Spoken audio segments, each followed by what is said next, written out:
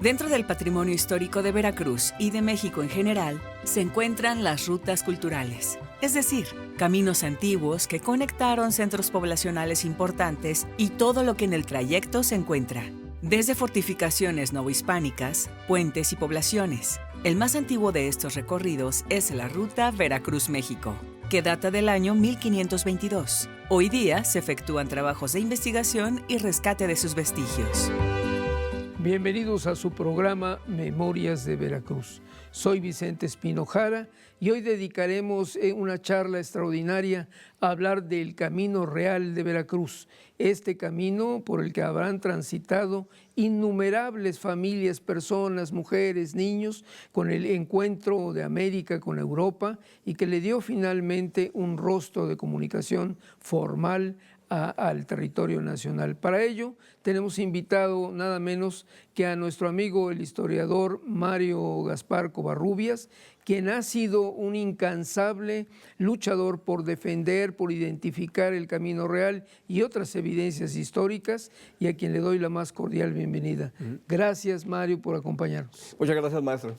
Es un honor que estés con nosotros y sobre todo cuando se trata de que el público que nos hace favor de vernos conozca la historia de nuestros caminos, porque tal vez a lo mejor hoy día transitamos por ellos, pero no nos detenemos a pensar cuál es su origen, cómo nacieron, en qué circunstancias, tanto políticas como circunstanciales de la historia nacional. Y platícanos ahora, yo entiendo que hay dos rutas, dos caminos de la Villarrica, de la Veracruz, que es este asentamiento castellano que se da en 1519, y a partir de ahí empieza la construcción de los caminos. Así es. Pues prácticamente nuestro Camino Real se divide en dos rutas. Tenemos cuando comienza la Villarrica de la Veracruz en 1519, no hay todavía un camino real. Sin embargo, a partir de 1522, Hernán Cortés ordena que se construya uno hacia la Ciudad de México y de ahí cuando la Villarrica se mueve a donde ahora es Veracruz la Antigua, ahí sí, ya para 1565 se establece formalmente el camino real de Veracruz a México por la ruta de Perote y Jalapa. Sí, esa es la primera ruta. Posteriormente, ya a partir de 1803 a 1812, el Consulado de Veracruz diseña otro camino real, pero esta vez saliendo de la ciudad de Veracruz, donde está actualmente, y esa constituye la segunda ruta. ¿Que es la que sube por Orizaba? No. No. También sube por Jalapa y Perote. La del consulado, La del consulado se une con la ruta de la Antigua en Puente Nacional. Ahí coinciden. Ahí coinciden, sí. Y la otra ruta grande, que es la de por Córdoba y Orizaba, esa comienza, pero ya muy avanzado el siglo XVI. ¿Qué nos queda de evidencia? En las fotografías que compartimos con el público vemos algunas evidencias, como esta que tenemos en este momento aquí. ¿Qué es lo que estamos viendo? Pues prácticamente, maestro, en los caminos reales actualmente podemos encontrar multitud de estructuras, edificios civiles, militares, religiosos, industriales, que nos hablan del rico pasado de esta ruta. Estamos hablando de un camino de más de 500 años. Y en esta imagen, ¿qué vemos? Pues estamos viendo prácticamente lo que es el horno de cal grande, que le da nombre al punto llamado Cuesta de la Calera, entre Rinconada y Puente Nacional. Y esto es interesantísimo porque está completo. Okay. Y fue utilizado industrialmente por la gente de Rinconada hasta 1970. Incluso la curva se llama de la Calera, ¿no? Así es. Así es, históricamente hemos pasado por ahí muchas personas en la Calera. Pero bueno, también hay otras evidencias, como en la siguiente imagen vamos a ver restos de aquella primera fortaleza, diríamos el primer sitio que construyen los castellanos en la Villarrica, ¿no? Efectivamente, actualmente solamente quedan los cimientos de la fortaleza de Cortés y de otro pequeño edificio que está en debate entre los arqueólogos si es una tarazana o si es una iglesia. Muy bien. Si es una iglesia, sería la primera iglesia de la Nueva España. Fíjate qué interesante. Esto que vemos corresponde estrictamente ¿a qué?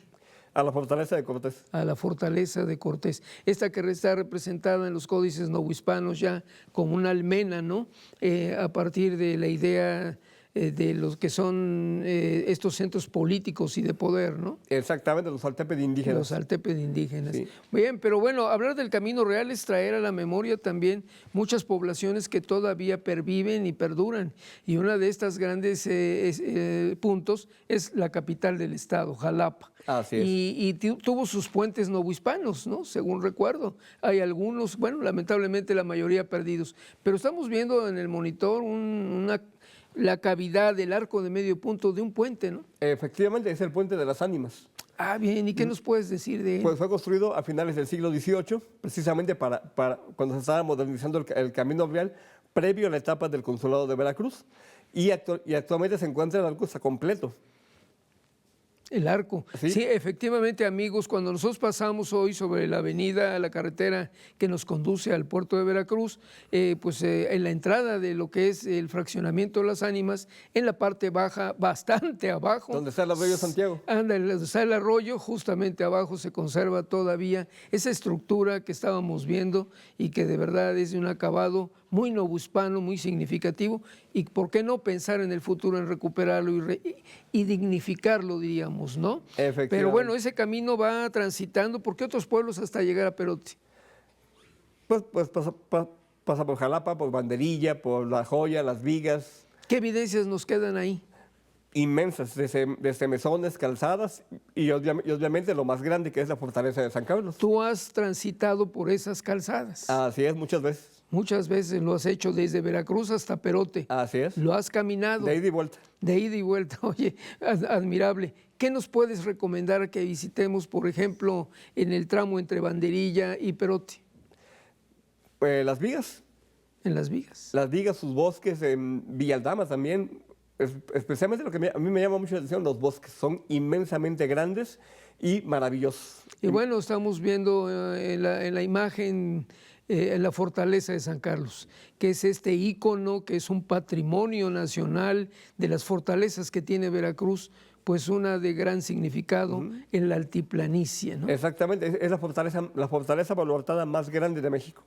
Nada más grande, y hoy, bueno, un patrimonio que se está rehabilitando para que justamente con su familia, con sus amigos, lo recorran, caminen por ella. Hay una historia novohispana, hay una historia de uso en los caminos del México colonial, pero también hay historias en las guerras de intervención, ¿no? Y lo mismo, no hay que olvidar que en un momento dado fue un reclusorio, tristemente fue un reclusorio, pero eso, fíjate, Mario, que le ayudó a que perdurara y lo podamos seguir manteniendo. Exactamente. Bueno, y muy bien, tú has trabajado mucho también el tema cerca del Camino Real, de una población muy cercana, Paso de Ovejas, en donde has hecho una gran labor de rescatar la historia de una gran batalla. Efectivamente, la batalla de Tolome, librada el 3 de marzo de 1832. Que es lo que vamos a ver a continuación, esta imagen donde hay un acto cívico, una guardia cívica, ¿no? Efectivamente, y un monumento que levantamos el 3 de marzo de 2020 para conmemorar esta batalla en defensa del orden constitucional. ¿Cómo fue esa batalla? Es decir, ¿cuáles los argumentos de esa batalla? Fue parte de la Guerra Civil de 1832 que libró el general Antonio López de Santana contra el gobierno dictatorial del presidente Anastasio Bustamante. Fue una guerra de todo un año. Tolome fue la primera de 4 grandes batallas que se libraron para decidir el resultado, la cual se decidió hasta el 24 de diciembre, que los dos bandos firmaron la paz. Y decidieron que el general Manuel Gómez Pedraza regresara a terminar su mandato que había sido interrumpido en 1829. Entiendo que las víctimas de esa batalla habían sido puestos en una fosa común y después los trasladaron a un cementerio formal. Así es, en el Cementerio General de Veracruz, que la gente llamaba el Canelo. Perfecto. Caray, bueno, es otra parte de la historia de Veracruz sobre el Camino Real. Historia sobre el Camino Real. Pero bueno, en algún momento tuve la oportunidad con tu gentileza de caminar a tu lado por el Camino Real, lo que queda de la calzada del Camino Real, por el punto cercano a Plan del Río, ¿no? Así es. Y en la imagen que vamos a ver a continuación, bueno, se ve parte de esta maravillosa historia. Efectivamente, una calzada de 2,5 metros de longitud, tiene 10 metros de ancho y se caracteriza porque todavía conserva su empedrado de piedra caliza y sigue funcionando todavía. Sí, realmente, fíjate que yo quiero compartirle al público y a ti que mi padre, que había nacido en el año 7, él fue pionero del transporte y platicaba que para ir a Veracruz se pasaba obligadamente por ese antiguo Camino Real, que ya años después se hizo ese corte ya de la carretera que hoy nos sigue comunicando entre esos puntos, pero que todavía allá por los años 40 y 30 se estuvo utilizando. Así es. Interesante, interesante. Y bueno, también el mar nos tiene mucho que decir. El mar es parte de una, diríamos, pues yo creo que es una directriz que organiza tierra adentro. Efectivamente. Te vemos en una imagen donde estás en el mar, justamente. Efectivamente. Estoy con el cronista del municipio de La Antigua, amigo mío, y estamos haciendo batimetría del arroyo de Río Medio, el cual es atravesado precisamente por el Camino Real. Ah, perfecto. ¿En qué consiste esta medida? Consiste en medir la profundidad del agua durante varios periodos del año para determinar cuánto puede crecer en la época de lluvias, cuándo tiene en la época de secas, y de llegar a construirse un puente, saber cuál es la altura que debe de llevar. No, pues magnífico, ahí está.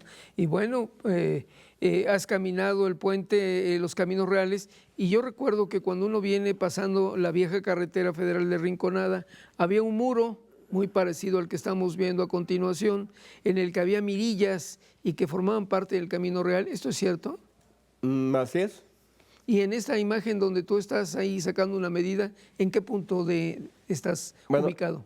Este es un punto del viejo Camino Real que comunicaba Plan del Río con Cerro Gordo. Actualmente ese camino ya no se usa, desde 1809.